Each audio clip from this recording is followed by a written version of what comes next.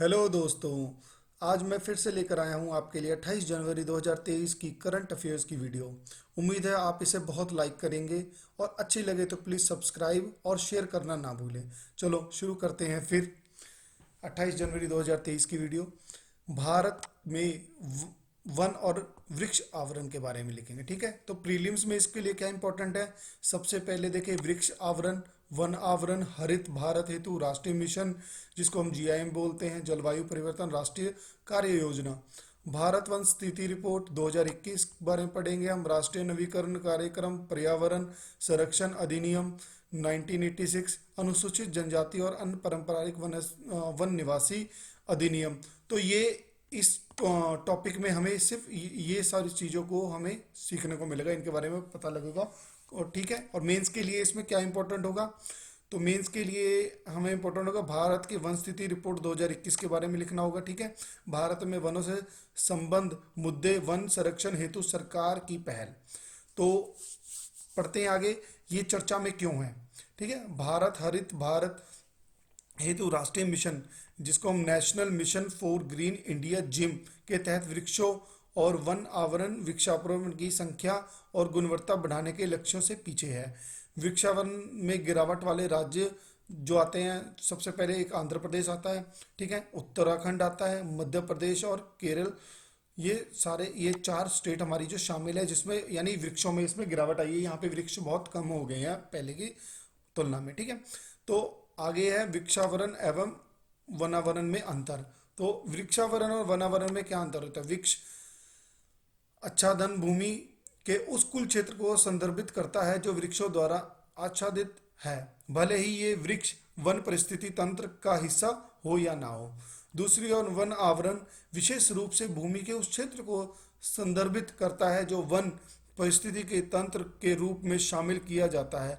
One परिस्थिति तंत्र को 10 से लेकर 30% के न्यूनतम वितान घनत्व जिसको कनोपी डायनेस्टी बोलते हैं और 0.5 हेक्टेयर से अधिक क्षेत्र के रूप में इसको परिभाषित किया गया है, ठीक है। तो इसीलिए सभी वनावरण वृक्षावरण है, लेकिन सभी वृक्षावरण वनावरण नहीं है, राइट। तो हरित भारत हेतु राष्ट्रीय मिशन, तो हरित भारत हेतु राष्ट्रीय मिशन ये क्या है, तो जिम जलवायु परिवर्तन पर राष्ट्रीय कार्य योजना के तहत 8 मिशनों में से एक मिशन है ये, ठीक है। इसका उद्देश्य भारत के वन आवरण की रक्षा, बहाली और उसमें वृद्धि करना एवं जलवायु परिवर्तन का सामना करना है। इस मिशन के तहत वनों या वृक्षों के आवरण को बढ़ाने और मौजूदा वन की गुणवत्ता में सुधार के लिए वन एवं गैर वन भूमि पर 10 मिलियन हेक्टेयर में वन आच्छादन का लक्ष्य है।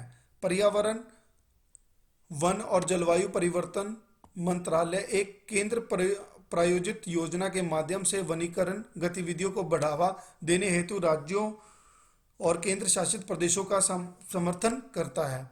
यह ग्रीन हाउस गैस उत्सर्जन को कम करने के लिए अपने अंतर्राष्ट्रीय प्रतिबद्धताओं के हिस्से के रूप में वृक्षों के आवरण में सुधार, कार्बन पृथक्करण यानी कार्बन डाइऑक्साइड और भारत के कार्बन स्टॉक को मजबूत करने के लिए इसके महत्वपूर्ण है और इसके लिए पहल दी गई है, ठीक है। भारत में वनों की स्थिति क्या है, ठीक है। तो हमें भारत में वनों की स्थिति के बारे में 2021 की रिपोर्ट क्या कहती है के अनुसार 2019 के पिछले आकलन के बाद देश में वन और वृक्षों का आवरण क्षेत्र में 2261 वर्ग किलोमीटर की वृद्धि दर्ज की गई है दोस्तों। तो ये वृद्धि बहुत ज्यादा है, हमें क्या याद रखना है, 2261 वर्ग किलोमीटर की वृद्धि दर्ज की है, यानी इतने वनों का हमारा निर्माण हो गया है। भारत का कुल वन और वृक्षारोपण क्षेत्र 80.9 मिलियन हेक्टेयर था, जो देश के भौगोलिक क्षेत्र का 24/62% था। रिपोर्ट में कहा गया है कि 17 राज्यों और केंद्र शासित प्रदेशों का 33% से अधिक क्षेत्र वनों से आच्छादित है। सबसे बड़ा वन आवरण क्षेत्र मध्य प्रदेश में था, इसके बाद अरुणाचल प्रदेश आता है, फिर छत्तीसगढ़, फिर उड़ीसा, महाराष्ट्र का स्थान था। अपने कुल भौगोलिक क्षेत्र के प्रतिशत के रूप में वन आवरण के मामले में शीर्ष 5 राज्य जैसे कि मिजोरम 84.53% है, अरुणाचल प्रदेश 79.33% है, मेघालय को हम देखें तो 76% है, मणिपुर में 74.34% है और नागालैंड में देखा जाए तो इसकी स्थिति जो है वो 73.90% है, ठीक है। तो आगे है, भारत अपने वन आवरण को कैसे बढ़ा सकता है। तो हमें इसके बारे में भी ध्यान रखना होगा कि भारत अब यानी वनों की स्थिति को कैसे बढ़ा सकता है। ठीक है, तो सबसे पहले आता है संरक्षण हेतु तकनीकी, यानी इनकी सुरक्षा में हमें क्या क्या तकनीकी का उपयोग करना चाहिए। सो रिमोट सेटिंग तकनीक का उपयोग वन आवरण, वन की आग से निगरानी आदि को ट्रैक करने तथा सुरक्षा की आवश्यकता वाले क्षेत्रों की पहचान करने के लिए किया जा सकता है। इसके अतिरिक्त गैर अन्वेषित, जिसको हम अनएक्सप्लॉयड वन क्षेत्रों का उपयोग संभावित संसाधन मानचित्रण के लिए किया जा सकता है और वनों के घनत्व एवं वन पारितंत्र को बढ़ाए रखने के लिए इन्हें वैज्ञानिक प्रबंधन और स्थायी संस्थान निष्कर्षण के तहत लाया जा सकता है। डेडिकेटेड फॉरेस्ट कॉरिडोर, ये क्या है। जंगली जानवरों से सुरक्षित अंतरराष्ट्रीय और अंतरराष्ट्रीय आवागमन एवं उनके आवास को किसी भी बाहरी प्रभाव से बचाने के लिए डेडिकेटेड फॉरेस्ट कॉरिडोर को शांतिपूर्ण सह अस्तित्व की भावना को बढ़ावा देने के लिए बनाए रखा जा सकता है। राइट, तो हमारा आज का दूसरा टॉपिक है जो करंट अफेयर के रिलेटेड है, तो ये आएगा जापान द्वारा फुकुशिमा के प्रदूषित जल को समुद्र में छोड़ने की मंजूरी। ठीक है, जापान का जो फुकुशिमा फुकुशिमा का जो क्षेत्र है उसके प्रदूषित जल को, यानी फुकुशिमा का जो प्रदूषित जल है उसको है समुद्र में छोड़ने की मंजूरी मिल गई है। तो उनको मंजूरी दी है जापान में।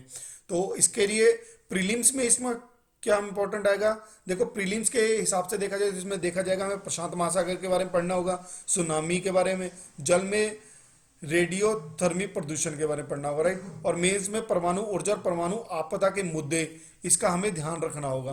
तो ये दो है आपके लिए, इनमें आपको ध्यान रखना होगा। ठीक है, अब आगे देखा जाए तो ये चर्चा में क्यों भाई कि जापान द्वारा फुकुशिमा प्रदूषित जेल को जो इन्होंने समुद्र में छोड़ने की मंजूरी मिली है, इसमें चर्चा में क्यों। तो जापान में वर्ष 2023 में संकटग्रस्त फुकुशिमा परमाणु ऊर्जा संयंत्र के 12.5 लाख टन अपशिष्ट जल को प्रशांत महासागर में प्रभावित करना शुरू कर सकता है। क्यों? क्योंकि इस परियोजना को वर्ष 2021 में जापानी कैबिनेट से मंजूरी मिली थी और इसे पूरा होने में 3 दशक लग सकते हैं। ठीक है, तो ये देखा जा सकता है, हमारे ये जापान का एरिया है। ठीक है, तो ये हमारा फुकुशिमा, यहाँ पर ही इसको क्या इन्होंने इस एरिया में क्या किया है कि जहाँ पे जैसे अर्थक्वेक के भी झटके काफ़ी महसूस होता है यहाँ पे, तो इसके लिए इन्होंने क्या किया है कि यहाँ पे जो प्रदूषित जल है उसको यहाँ पे निकासी के लिए कुछ एरियाज इन लोगों ने क्या किया है, यहाँ पे सेलेक्ट करें कि हमें अपना प्रदूषित जल है जो इसमें समुद्र में विलीन कर देंगे। ठीक है, तो पृष्ठभूमि की नजर से हम देखें तो मार्च 2011 में 9 तीव्रता के भूकंप के बाद आई सुनामी से ओकुमा में फुकुशिमा डाइची परमाणु ऊर्जा संयंत्र बाढ़ से प्रभावित हो गया, जिसके कारण इसके डीजल जनरेटर को काफी नुकसान हुआ था उस टाइम दोस्तों। ठीक है, तो बिजली की अनुपलब्धता के कारण रिएक्टरों को शीतल तक की आपूर्ति में बाधा उत्पन्न हो गई थी। ठीक है, सुनामी के बैकअप सिस्टम को भी अक्षम कर दिया था, यानी उस टाइम में इसको भी हमें यानी बिल्कुल बहुत कम कर दिया था बैकअप सिस्टम को। ठीक है, इसके तुरंत बाद रिएक्टर की दबाव वाहिकाओं से रेडियोथर्मी पदार्थ का रिसाव शुरू हो गया तथा विस्फोट होने के परिणाम स्वरूप हवा, पानी, मिट्टी और स्थानीय आबादी इसके संपर्क में आ गई थी। प्रशांत क्षेत्र में मौजूद रेडियोधर्मी पदार्थ के फैलने के कारण इसने बिजली संयंत्रों को प्रभावित किया, साथ ही आसपास की भूमि निर्जन हो गई थी इसके द्वारा। ठीक है, तो ये भूकंप यानी इतना, ये जो भूकंप था यानी इतना इसने इफेक्ट डाला था जापान की भूमि पर। ठीक है, तो प्रशांत क्षेत्र में मौजूद रेडियोधर्मी पदार्थ के फैलने के कारण इसकी बिजली संयंत्रों को प्रभावित किया गया था, साथ ही आसपास की भूमि भी निर्जन हो गई थी, यानी उसमें कोई भी हमारी निर्जन का मतलब होता है यानी जिसमें कोई भी जैसे कहते कि किसी सब्जी या फिर खेती खूती सब बंद कर दी थी, यानी यहाँ की भूमि पे कोई कार्य नहीं हो रहा था। ठीक है, तो जापान सरकार संयंत्र के से जिस पानी को प्रभावित करना चाहती है उसका उपयोग रिएक्टरों को ठंडा करने के साथ वर्षा जल और भूजल के लिए भी किया जा सकता है। ठीक है, तो इसलिए जापान सरकार ने इसका उपयोग करें। इसमें क्षतिग्रस्त रिएक्टरों से निकलने वाले रेडियोधर्मी समस्थानिक होते हैं, साथ ही प्रकृति में यह स्वयं रेडियोधर्मी हो जाता है। जापान का कहना है कि वह इस जल को अगले 30 वर्षों तक प्रशांत महासागर में ही छोड़ते रहेंगे, निष्कासित करते रहेंगे या छोड़ते रहेंगे। ठीक है, तो ये जापान अगले 30 साल तक ये काम करेगा ही करेगा। जल निष्कासित करने के संदर्भ में जो चुनौतियां हैं दोस्तों, उसके बारे में पढ़ लेते हैं अब हम। ऐसी कोई ज्ञात सीमा नहीं है जिसके परे विकिरण को सुरक्षित माना जा सकता है। इसलिए जो रेडियोधर्मी पदार्थों के संपर्क में है उनको कैंसर और अन्य ज्ञात स्वास्थ्य प्रभावों का खतरा भी बढ़ सकता है इसके द्वारा। ठीक है, छोड़ा गया यह प्रदूषित जल मछलियों के लिए जहरीला हो सकता है। निर्वहन बिंदु के आसपास रहने वाले किसी के लिए भी यह हानिकारक हो सकता है। टोक्यो इलेक्ट्रिक पावर कंपनी टेप्को ने ट्रिटियम को जल से अलग नहीं किया क्योंकि ऐसा करना बहुत मुश्किल है। ठीक है, जल में अन्य रेडियो न्यूक्लाइड भी मौजूद होते हैं जिन्हें टेप्को की उपचार प्रक्रिया द्वारा पूरी तरह से समाप्त नहीं किया जा सकता।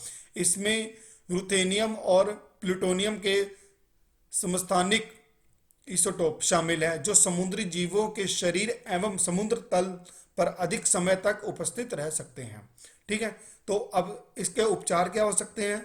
तो जल को उपचारित करने के बजाय फ्लशिंग क्यों? टेप्को जो फुकुशिमा फैसिलिटी का संचालन करता है ने शुरू में अपशिष्ट जल को उपचारित करने की योजना बनाई थी, लेकिन जल को जो उनको टंकियों के लिए पर्याप्त जगह न होने के कारण इसने जल को प्रवाहित करने का फैसला कर लिया, क्योंकि इसको ना यानी जल को ना स्टोर करने के लिए ना पर्याप्त टंकियां नहीं बनी इनसे, तो इसलिए इन लोगों ने क्या किया कि इसको प्रवाहित करने का फैसला कर लिया था, यानी इसको हमें इसको समुद्र में छोड़ना ही छोड़ना है। इसके अलावा ट्रिटियम के हाफ लाइफ यानी जिसकी लाइफ 12 से 13 वर्ष है के कारण जापान जल को अधिक समय तक संग्रहित यानी इकट्ठा नहीं कर सकता था। हाफ लाइफ वह समय है जो किसी रेडियोधर्मी पदार्थ को रेडियोधर्मी क्षय के माध्यम से उसकी मात्रा को आधा करने में लगता है। ठीक है, तो इसके रिलेटेड अब हम 2011 में एक क्वेश्चन आया था, उसको हम पढ़ लेते हैं। नाभिकरण रिएक्टर में भरी जल का कार्य होता है, ये 2011 में आया था। ठीक है, तो ऑप्शन है हमारी न्यूट्रॉन की गति को धीमा करना, न्यूट्रॉन की गति बढ़ाना, रिएक्टर को ठंडा करना, परमाणु अभिक्रिया को रोकना। तो जैसे हमने यहाँ पे आंसर लगा रखा है, तो ए न्यूट्रॉन की गति को धीमा करना। न्यूट्रॉन की गति को धीमा करना क्यों? क्योंकि भारी जल जिसे ड्यूटेरियम ऑक्साइड भी कहा जाता है, ड्यूटेरियम से बना जल होता है जिसका द्रव्यमान सामान्य जल H2O से दुगना हो जाता है। ठीक है, द्रव्यमान यानी दुगना हो जाता है इसका। भारी जल प्राकृतिक रूप से पाया जाता है, हालांकि यह सामान्य जल की तुलना में बहुत कम होता है। यह आमतौर पर परमाणु रिएक्टरों में न्यूट्रॉन मॉडरेटर के रूप में प्रयोग किया जाता है, यानी न्यूट्रॉन की गति को धीमा करने के लिए ये यूज होता है। ठीक है, तो हमारा ये विकल्प ए बिल्कुल सही उत्तर है। तो अगला हमारा तीसरा करंट अफेयर का जो मेन टॉपिक आजकल जो चर्चा में है दोस्तों, ये जो करंट अफेयर के जो टॉपिक है ये द हिंदू न्यूज़पेपर से मैंने लिए हैं, छाट के बड़ी मुश्किल से 2-3 दिन में मैंने बनाया है। तो आज देख लो 31 जनवरी हो गया है, मैंने 28 जनवरी का ये है, तो जिसको मैं एक्सप्लेन कर रहा हूँ आज। ठीक है, तो ये क्या है कि द हिंदू में आपको टाइम लगेगा, तो मैंने 2 दिन का टाइम लिया है ये सारी न्यूज़ को बनाया है, फिर उसके बाद उसको हिंदी में कन्वर्ट किया है, फिर लिखा है, फिर आपके लिए वीडियो बनाई। तो प्लीज़ इसमें बहुत मेहनत लगी है मेरी, तो कृपया करके प्लीज़ लाइक एंड सब्सक्राइब करें और प्लीज़ शेयर करें दोस्तों के साथ भी। ठीक है, तो पढ़ते हैं भारत का पहला सौर मिशन। तो प्रीलिम्स के लिए सबसे इंपॉर्टेंट आदित्य L1 मिशन जो है उसके बारे में हमें पढ़ना होगा। ठीक है, तो है, और दूसरा है भारतीय अंतरिक्ष अनुसंधान संगठन यानी इसरो, इसके बारे में सूर्य के लिए मिशन, इसके बारे में। ठीक है, मेंस के लिए क्या इंपॉर्टेंट होगा हमारा आदित्य L1 मिशन का महत्व, तो L1 का जो मिशन हुआ था उसका क्या महत्व है। तो अंतरिक्ष प्रौद्योगिकी, इसको इसरो का सूर्य के लिए अंतरिक्ष मिशन गया था। तो ये हमारे मेंस के लिए 3 टॉपिक है जो बहुत ही ज्यादा इंपॉर्टेंट होंगे, तो पढ़ते हैं इसके बारे में। तो भारत का पहला सौर मिशन, तो ये चर्चा में किया हाल ही में इंडियन इंस्टीट्यूट ऑफ एस्ट्रोफिजिक्स के ने विजिबल लाइन इमेशियन कोरोग्राफ आदित्य L1 पर मुख्य पेलोड को भारतीय अंतरिक्ष अनुसंधान संगठन को सौंप दिया। इसरो सूर्य और कोरोना का निरीक्षण करने के लिए जून या जुलाई 2023 तक सूर्य का निरीक्षण करने वाला पहला भारतीय अंतरिक्ष मिशन आदित्य 11 शुरू करने की योजना बना रहा है। ठीक है, इसरो 2023 में जुलाई में स्टार्ट करेगा। तो ये क्या करना, आदित्य 11 नाम का एक मिशन बना रहा है। ठीक है, जो ये भेजेगा सूर्य पे उसको। ठीक है, तो हमें देखना, अब ये देखो, ये यहाँ पे मैंने लगा एनाटॉमी ऑफ द सन को कैसा है, को सन का सूर्य का जो द्रव्यमान है वो कैसा है, उसके बारे में ये रिपोर्ट मिली गई है। ठीक है, तो दोस्तों इसकी अगर आपको इसकी पीडीएफ वगैरह भी चाहिए होगी तो मैं पीडीएफ में डिस्क्रिप्शन में शेयर कर दूंगा, तो आप उस पीडीएफ को भी वहां से डाउनलोड कर सकते हो। तो इसकी टेंशन मत लेना। तो आप इस वीडियो को पूरे, मैं चाहूंगा कि इस वीडियो का पूरा पूरा देखो, सो दैट आपको ज्यादा से ज्यादा क्लियरिटी हो। अब ये आदित्य 11 मिशन क्या है, प्रक्षेपण यान। ठीक है, तो यान, जो यान का नाम था वो लिखा था प्रक्षेपण यान। ठीक है, आदित्य 11 को 7 पोलोड उपकरणों के साथ ध्रुवीय उपग्रह प्रक्षेपण यान, पोलर सैटेलाइट लॉन्च व्हीकल, ठीक है, जिसको हम शॉर्ट में पीएसएलवी का उपयोग करने के, पीएसएलवी भी कहते हैं, का उपयोग करने के लिए लॉन्च किया जाएगा। 7 पेलोड के अंतर्गत निम्नलिखित शामिल है। जो ये 7 पेलोड है ये क्या है, अब इसके बारे में एक है वीईएलसी। ठीक है, तो वीईएलसी है सौर पैराबैंगनी इमेजिंग टेलीस्कोप है, जिसको हम सूट कहते हैं। Solar low energy X ray spectrometer है, जो सोलेक्स बोलते हैं, जिसको Aditya solar wind particle experiment, ठीक है, एस्पेक्स भी बोलते हैं, जिसको high energy L1 orbiting X ray spectrometer, ठीक है, जिसको हिलियस बोला जाता है। आदित्य के लिए प्लाज्मा विश्लेषण पैकेज है। ठीक है, उन्नत त्रिअक्षीय उच्च रिजोल्यूशन, ठीक है, डिजिटल मैग्नोमीटर। ठीक है, तो ये 7 हमारे पेलोड हैं जो इसमें शामिल किए गए हैं। ठीक है, और इसका आदित्य 11 का उद्देश्य क्या है। आदित्य 11 सूर्य के कोरोना, सूर्य के प्रकाश मंडल, क्रोमोस्फीमीटर और उत्सर्जन और तूफानों और सौर प्रज्वलन यानी सोलर फ्लेयर तथा कोरोनल मास इंजेक्शन सीएमई का अध्ययन करेगा और पूरे समय सूर्य की इमेजिंग करेगा, यानी सारे टाइम, जितना टाइम ये सूर्य के उस द्रव्यमान में रहेगा तो वहां पे सूर्य की क्या करेगा, ये उसको फोटो वगैरह लेगा। ठीक है, पिक्चर्स वगैरह लेगा। यह मिशन इसरो द्वारा L1 कक्षा में लॉन्च किया जाएगा, जो पृथ्वी से लगभग 1.5 मिलियन किलोमीटर दूर होगा। आदित्य 11 इस कक्षा से लगातार सूर्य का अवलोकन कर सकता है। इसकी विशेषताएं क्या होगी, जो ये हमारा आदित्य 11 मिशन है, इसकी विशेषताएं क्या है। तो 11 की विशेषता है वीएलसी सूर्य के विभिन्न पहलुओं का अध्ययन करने के लिए डिजाइन किए गए 7 उपकरणों में मुख्य पेलोड होगा और यह भारत में निर्मित सबसे सटीक उपकरणों में से एक उपकरण होगा। ठीक है, तो इसकी संकल्पना और डिजाइन में 15 वर्ष लग गए थे, यानी इसको तैयार करने में, पूरा डिजाइन करने में 15 वर्ष लग गए थे। ठीक है, तो ये 15 वर्ष का इसको टाइम लगा है, जो सौर खगोल भूगोलिक से संबंधित रहस्यों को सुलझाने में मदद करेगा। ठीक है, अब इसका महत्व क्या होगा हमारा। ठीक है, इसका महत्व यह कोरोना के तापमान, वेग और घनत्व के अध्ययन के साथ साथ उन प्रक्रियाओं के अध्ययन के में सहायता करेगा जो कोरोना तापन और सौर पवन त्वरण का परिणाम है। यह अंतरिक्ष मौसम चालकों के अध्ययन के साथ साथ कोरोना के चुंबकीय क्षेत्र के मापन एवं कोरोनल मास इंजेक्शन के विकास और उत्पत्ति के अध्ययन में भी मदद करेगा।